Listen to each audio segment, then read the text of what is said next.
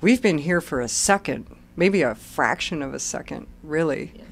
And if you think about eternity, which is what we really are, is eternal consciousness in this ever unfolding now, which is what eternity is, because eternity isn't just a long time. It's an ever unfolding now that never stops unfolding. And if you think about how long the now has been here, my goodness, how ageless is the universe, and how ageless are our consciousness. How ageless is God, which I believe the universe is the mind of God, imagining all of this. I just was thinking about what do you call God, you know, and then you answering. Yeah, well, maybe I picked that up. Yeah, happens. So really my idea is consciousness is developing in the moment when humanity itself somewhere starts orient themselves in time, because they're in the universe no time, doesn't matter time, as we know from many resources.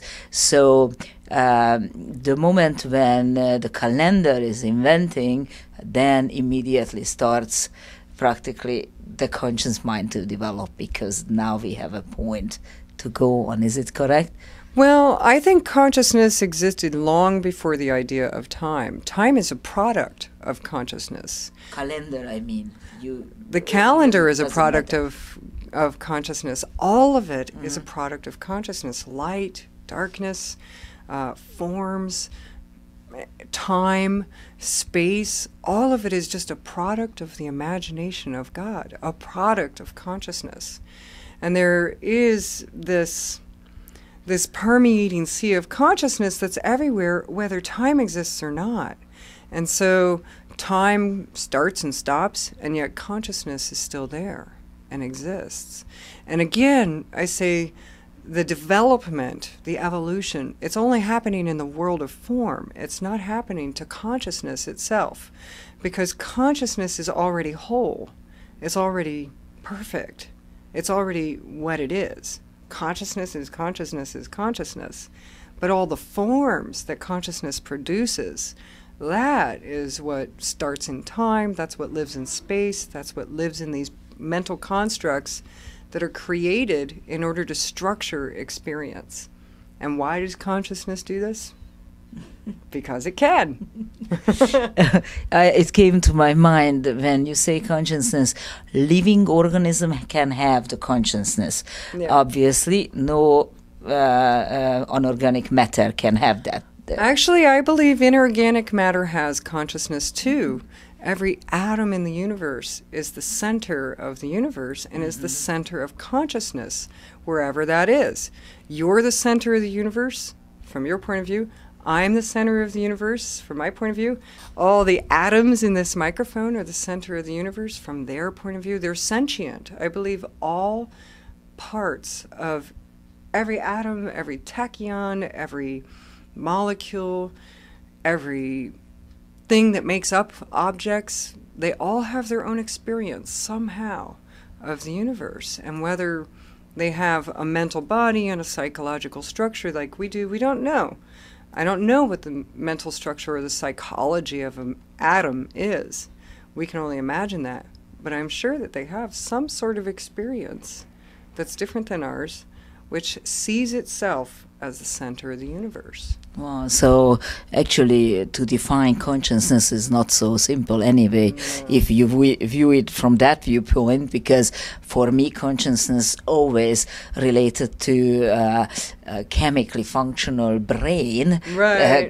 Producing the conscience, and I'm coming to mind, and then that made for me the consciousness. I'm glad I brought this up, because obviously there is a broader view to that, and according to that, then any animal and anything obviously can have this consciousness carried on. It's amazing. It's definitely different view than I was living with. So it's amazing. And when you live from that space, you see all things as part of your own self.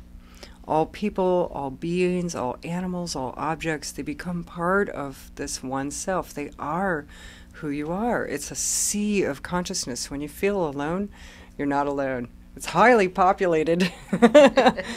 And yeah, so I remember when I first discovered this, I was hiking on the Pacific Crest Trail, and I wanted to be in the wilderness by myself to see what it was like.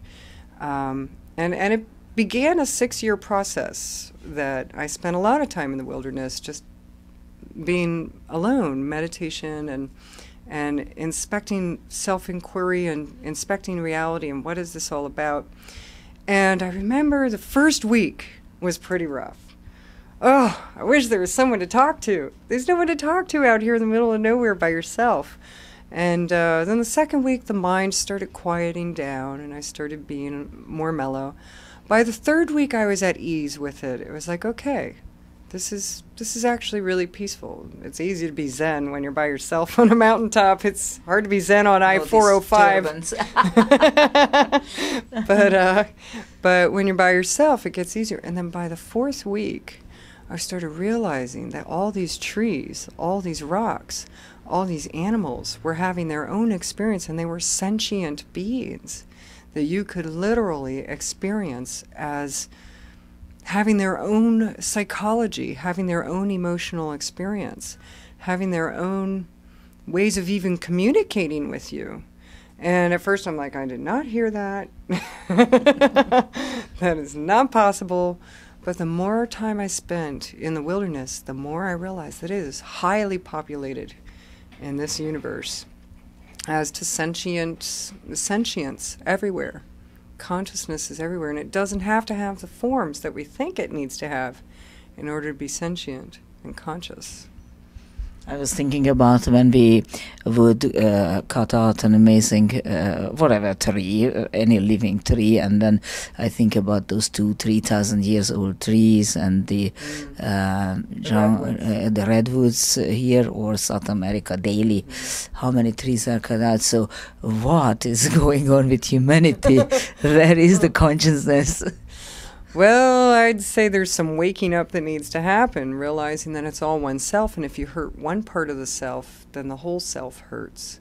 And if you kill a being that's been here since before Christ, I mean, some of these redwood trees up in Northern California where we're from, they've been here 2,000 years before Christ was here, which means those guys have had a lot of experience on the earth plane and seen a lot of things happen. And did you ever hear of Findhorn, the Findhorn experiment? Plants actually have a real life experience. There was this room that they had several plants in, and they hooked up electrodes to all these plants to measure their electrical impulses. And they sent a guy in, and he went and talked to the plants, and they were all calm and putting out these nice vibes on the electrodes. And then they sent another guy in with a cigarette, and he burned one of the leaves. And that particular plant, the electrical impulses went crazy. And all the other plants were still calm, didn't have a reaction. Because the plant wasn't killed, it was just harmed. So only the individual plant had a reaction to this experience. Then they sent another guy in, and he hacked down a plant viciously and violently, and the whole room, all the plants went completely off the charts. Wow. And with the electrical impulses, so they responded to their experience. And then after that guy left, they sent him in again, but this time he didn't do anything, but they remembered him. Wow. And they went immediately went into the response to the violence again. So plant life is very sentient, and those trees that are being killed and all of this land that's being raped and pillaged, it feels that it has a true experience. It's sentient, and it's having a real experience of being harmed. So when humans evolve to the point of realizing that this is part of the same self, that there is sentience and consciousness everywhere, then it's going to be impossible to do harm. Wars would be impossible. Harm to others will be impossible, because you don't want to hurt the same self. You know, if you hurt your big toe, your whole body